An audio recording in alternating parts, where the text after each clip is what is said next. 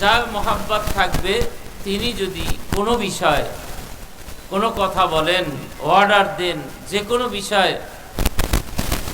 সে আবদার জানান, সবগুলাই রক্ষা করা ওই ব্যক্তির জন্য সহজ, যেই ব্যক্তির মধ্যে তার মোহাব্বত আছে। কথা ঠিক কিনা? মোহাব্বত যদি না থাকে তাহলে কি হবে না, ওই বিষয়গুলা মানা সহজ হবে না, মানা কঠিন হবে। যেই সন্তান মা বাবাকে মোহাব্বত করে, যেই সন্তান দাদা দাদিকে মোহাব্বত করে, যেই সন্তান ওস্তাদকে মোহাব্বত করে, যেই সন্তান এরকম যে কেহ হোক না কেন, যে যাকে মোহাব্বত করে তার কথাগুলা সে যথাযথভাবে পালন করে, মানার চেষ্টা করে। কথা ঠিক কিনা? কিসের কারণে? মোহাব্বতের কারণে। এই জন্য মোহাব্বত হলো আসল একটা বিষয়। আল্লাহ তাআলাকে আপনার আমার পাইতে হবে, আল্লাহর সাথে বন্ধুত্ব করতে হবে। আল্লাহর সাথে কি করতে হবে? বন্ধুত্ব করতে হবে। এই বন্ধুত্ব করতে গেলেই আপনার আমার যেই কাজটা করতে হয়, বিশেষ কয়েকটা কাজের মধ্যে একটা হলো, সেটা হলো আল্লাহ পাকের জিকির বেশি বেশি করা। আল্লাহ পাকের জিকির যত বেশি করতে পারবো, আল্লাহর মোহাব্বত তত বেশি হবে। আল্লাহর মোহাব্বত যত বেশি হবে, আপনার আমার আল্লাহ তাআলার হুকুম মানাটা তত সহজ হবে। কথা ঠিক কিনা? যেরকম ভাবে আপনি আমি দেখি বুঝি, যেই সন্তান তার মাকে মোহাব্বত করে, বাবাকে মোহাব্বত করে, ওই সন্তান বাবা যখন কোনো কথা বলে, কোনো বিষয়ে আবদার জানায়, বাবা বলতে দেরি হয়, সন্তানের ওইটা পালন করতে দেরি হয় না। কথা ঠিক কিনা? মা বলতে দেরি, সন্তানের ওই বিষয়ে মায়ের সেই আশাকে পূর্ণ করতে দেরি হয় না। যেরকম ভাবে দেখেন, যে যাকে মোহাব্বত করে তার কথা মানতে সহজ, তার কাছে যাইতে সহজ, তার সমস্ত বিষয়গুলা খেয়াল রাখতে সহজ। অনেক সন্তান আছে মা বাবা অসুস্থ হয়ে গেলে খোঁজ খবর নেয় না, কিন্তু যেই সন্তান মা বাবাকে বেশি মোহাব্বত করে, তিনি যদি শোনে মা অসুস্থ, বাবা অসুস্থ, রাত নাই দিন নাই, গাড়ি থাক বা না থাক, কাছে হোক দূরে হোক, ওই সন্তান মায়ের কাছে মুহূর্তের মধ্যে পৌঁছে যাবে। এর একটাই কারণ, সেটা হলো মোহাব্বত। এই জন্য মোহাব্বতটা হলো আসল। আল্লাহ তাআলার বিধান মানার জন্য মোহাব্বতটা হলো আসল। এই মোহাব্বত অর্জনের জন্য আল্লাহ পাক রব্বুল আলামিন ঘোষণা দিয়েছেন যে ওয়াল্লাযীনা আমানু আশাদ্দু হুব্বান লিল্লাহ। আল্লাহ বলেন যারা মুমিন তারা আল্লাহকে বেশি ভালোবাসে। আর আল্লাহ পাক রব্বুল আলামিন বলেন ইয়া আইয়ুহাল্লাযীনা আমানু যকুরুল্লাহা যিকরান কাসীরা। হে আমার বান্দা বান্দীরা, বেশি বেশি করে আমি মাওলা পাকের জিকির করো। বলেন সুবহানাল্লাহ ওয়া সাব্বিহুহু বুকরাতাও ওয়া আসীলা। এবং আল্লাহ পাক রব্বুল আলামিন বলেন, আল্লাহ পাকের তাসবিহ তাহলিল পাঠ করার জন্য, বিশেষ করে সকাল এবং সন্ধ্যায় করার জন্য আল্লাহ তাআলা নিজেই আদেশ করেছেন যে তোমরা সকাল এবং সন্ধ্যায় আমি মাওলা পাকের তাসবিহ তাহলিল পাঠ করো। বলেন সুবহানাল্লাহ। তাসবিহ তাহলিল পাঠ করা, বেশি বেশি পাঠ করা। আসলে বেশি বেশি পাঠ কেন করব? আগেই বলছি, মোহাব্বত এমন একটা বিষয় যখন কেহ কাউকে মহাব্বত করে, তার নাম যত বেশি নেয় ততই তার কাছে ভালো লাগে, ততই তার কাছে কি লাগে? ভালো লাগে। এই জন্য আপনার আমার আল্লাহ তাআলার প্রতি যে মহাব্বতটা বোঝা যাবে কেমনে?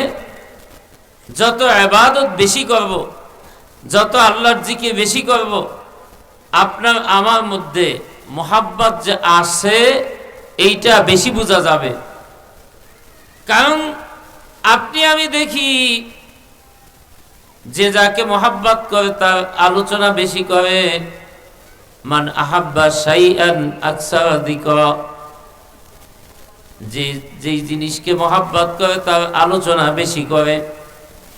যেরকম ভাবে আপনি একজন বন্ধুকে বেশি মহাব্বত করেন, বেড়াইতে গেছেন আর এক জায়গায়, ওখানে গিয়েও তার কথা আলোচনা করতেছেন। আপনার মহল্লার ইমাম সাহেবকে আপনার কাছে ভালো লাগে, আপনি এক জায়গায় বেড়াইতে গেছেন, ওখানে তার কথা আলোচনা করতেছেন। আর যদি মহাব্বত না থাকে, আপনার সামনে যদি আপনার এলাকার হুজুরের কথা বলে, তখন আপনি বলবেন যে এইটা বাদ দাও, এটা কি দাও, বাদ দাও, কারণ সে শুনতে পারে না, মহাব্বত নাই। আল্লাহ রাসূল সাল্লাল্লাহু আলাইহি সাল্লাম বলেন, আকসিরু যিকরাল্লাহ হাত্তা ইয়াকুলু মাজনুন। আল্লাহ বলছেন বেশি বেশি জিকির করো। আসলে বেশি জিকিরে কোনো সীমানা বলে নাই। আল্লাহ রাসূল সাল্লাল্লাহু আলাইহি ওয়াসাল্লাম একটা সীমানা বলছেন যে কত বেশি জিকির করবা, এত বেশি জিকির করো, ফাসিক ফুজ্জাররা জানো তোমাদেরকে দেখে পাগল বলেন। আকসিরু যিকরাল্লাহ,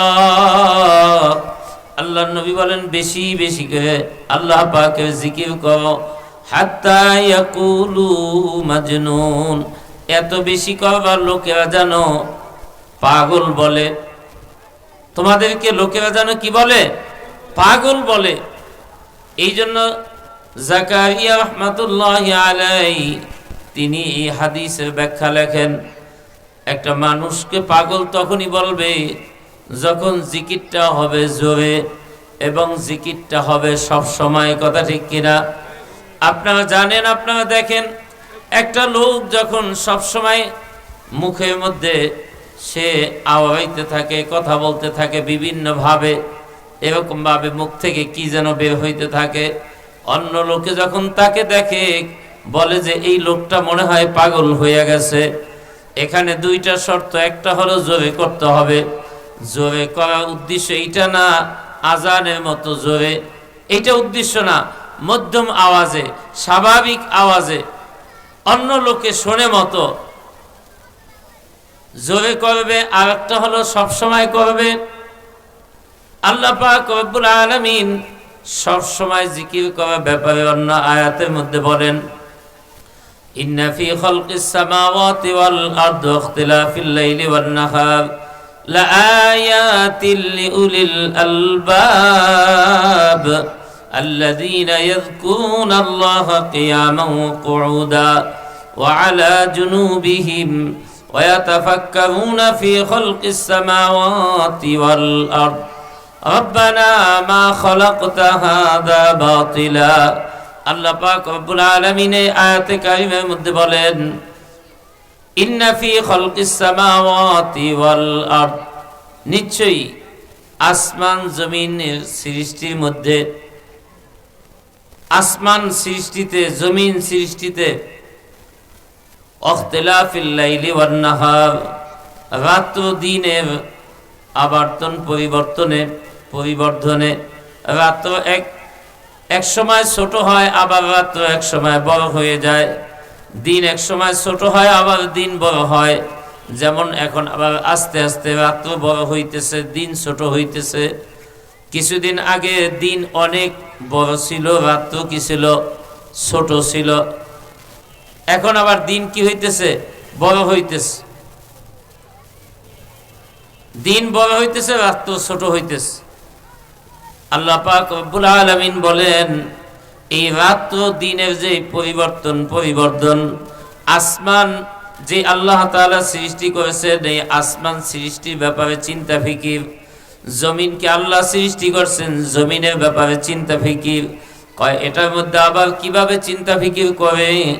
এটার মধ্যে চিন্তা ফিকিরটা হলো এইভাবে, একটু আপনি আমি তাকাইয়া দেখি আল্লাহ পাক রব্বুল আলামিন এত বড় বিশাল আসমানকে কিভাবে আপনার আমার উপরে লটকাইয়া রাখছেন, এরকম ফিট করে রাখছেন, কোনো খুঁটি নাই। বেগাইরে আমাদিন তারাউনাহা, আল্লাহ পাক রব্বুল আলামিন বলেন এত বিশাল আসমান যেটা তোমরা দেখতেছো এইটার মধ্যে কোনো খুঁটি নাই।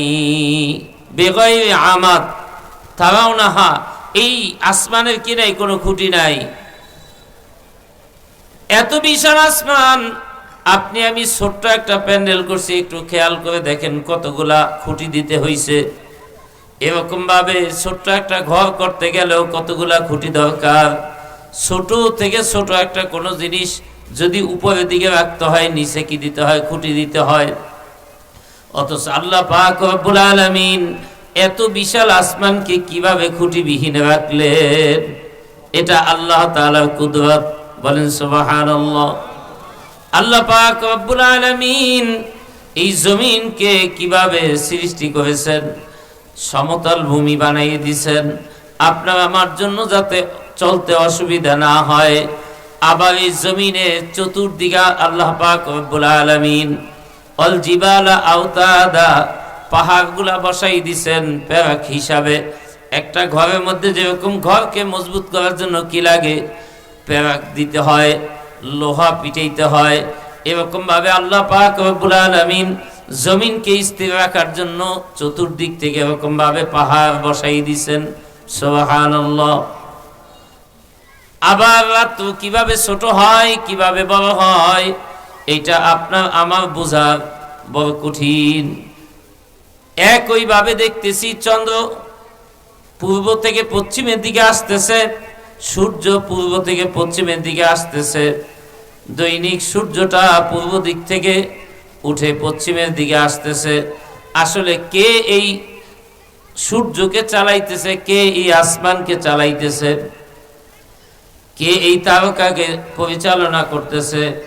আবার একটু খেয়াল করে দেখেন আল্লাহ পাক রব্বুল আলামিন জমিনের মধ্যে কত জিনিস। এই জমিনের নিচে যদি তালাশ করি দেখবেন বিভিন্ন ভাবে, একটু যদি খেয়াল করেন এই মাটির নিচে আবার পানি রয়েছে, যেই পানি আমরা খাই। 200-300 ফুট নিচ থেকে পানি উঠাই, আবার তারপরে মাটি, আবার অনেক নিচে গেলে আবার পানি, এভাবে স্তর বাই স্তর আল্লাহ তাআলা কিভাবে এগুলাকে তৈরি করছেন। আল্লাহ পাক রব্বুল আলামিন বলেন যখন এইগুলো নিয়ে চিন্তা ফিকির করবে তখন এইটার মধ্যে আল্লাহ তাআলার কুদরত তালাশ করে পাবে।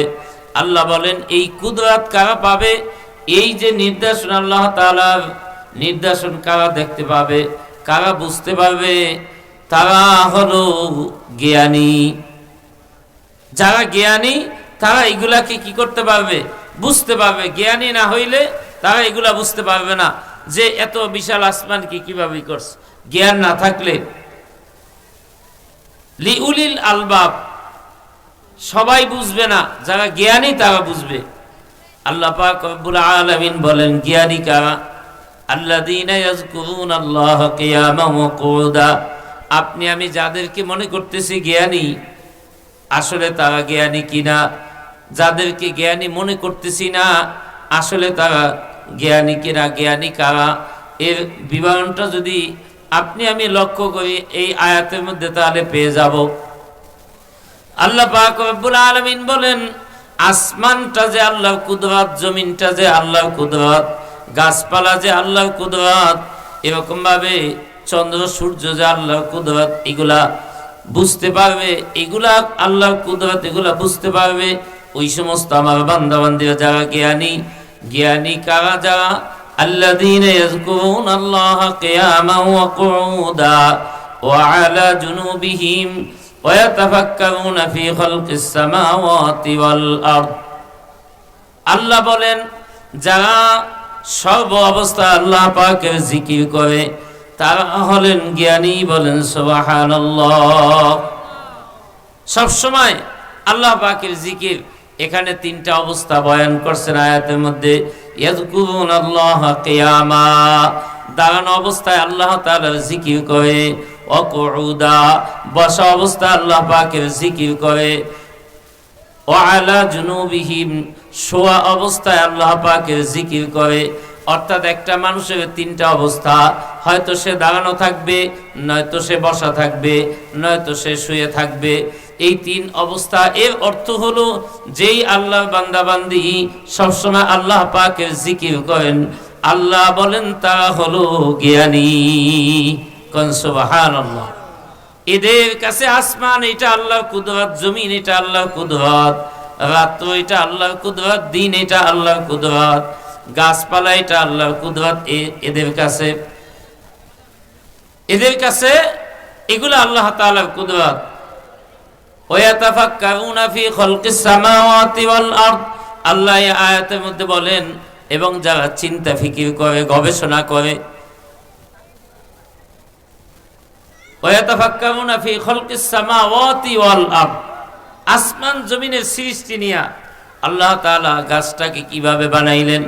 একটা গাছ আপনি আমি যদি হাজারো চেষ্টা করি, দেখা যাবে ওই গাছ কোথার থেকে উঠতেছে, উঠাইতে পারবো না। কিন্তু আপনি আমি একটা গাছ যদি উঠাইতে চেষ্টা করি, পারবো না। একটা আমের বিচিকে রোপণ করে দিলে ওই আমের বিচি যা নষ্ট হয়ে যায়, আবার ওখান থেকে কত সুন্দর গাছ উঠতেছে। আসলে এই কাজটা কে করলো? আমি তো কিছুই করতে পারি নাই। কিছু করছি? কত সুন্দর একটা নতুন ভাবে একটা গাছ উঠে আসতেছে, আবার এই গাছের থেকে পাতা বের হইতেছে, এই পাতাগুলো আবার বিভিন্ন কালার হইতেছে, বড় হইতেছে। এক সময় পাতাগুলার কালার যখন বৃদ্ধ হয়ে যায়, পাতাগুলার কালার এরকম ভাবে বিভিন্ন কালারে হয়, হলুদ হয়ে যায়, কিছু আবার লাল হয়ে যায়, কিছু সবুজ থাকে, বিভিন্ন কালারে হয়ে যায়। আসলে কে এই গাছের পাতার মধ্যে এতগুলা কালার দেয়, এতগুলা রং পরিবর্তন করেন? আপনি আমি তো কোনোদিন এই কালারগুলা দেই নাই। আম গাছ, জাম গাছ, বিভিন্ন গাছ, এক একটা পাতা, এক এক গাছের পাতা এক এক ধরনের। কোনোটার পাতা ছোট, কোনোটার পাতা হলো বড়। কথা ঠিক কিনা? একটা গাছের ফলটা হলো অনেক মিষ্টি, আর একটা গাছের ফল হলো তিক্ত। এরকম বিভিন্ন অবস্থাগুলো আপনি আমি যখন চিন্তা ফিকির করব, দেখবেন আল্লাহ তাআলার পরিচয় আপনি আমি লাভ করতে পারবো, আল্লাহর কুদরত আপনি আমি বুঝতে পারবো। কথা ঠিক কিনা? এই জন্য আল্লাহ বলছেন, জ্ঞানী হলো তারা যারা সব সময় জিকির করে এবং সব সময় ফিকির করে। সজর মে হজর মে তেরি রঙ্গ বু হ্যায়, जिधर भी देखता हो उधर भी तू ही है। सजर में हजर में तेरी रंग बू है, जिधर भी देखता हो उधर भी तू ही है। আল্লাহ গো, যদি গাছের দিকে তাকাই তখনও তোমাকে দেখতে পাই, মাছের দিকে তাকাইলে তোমাকে দেখতে পাই, পানির দিকে তাকাইলে তোমাকে দেখতে পাই, বিল্ডিং এর দিকে তাকাইলে তোমাকে দেখতে পাই।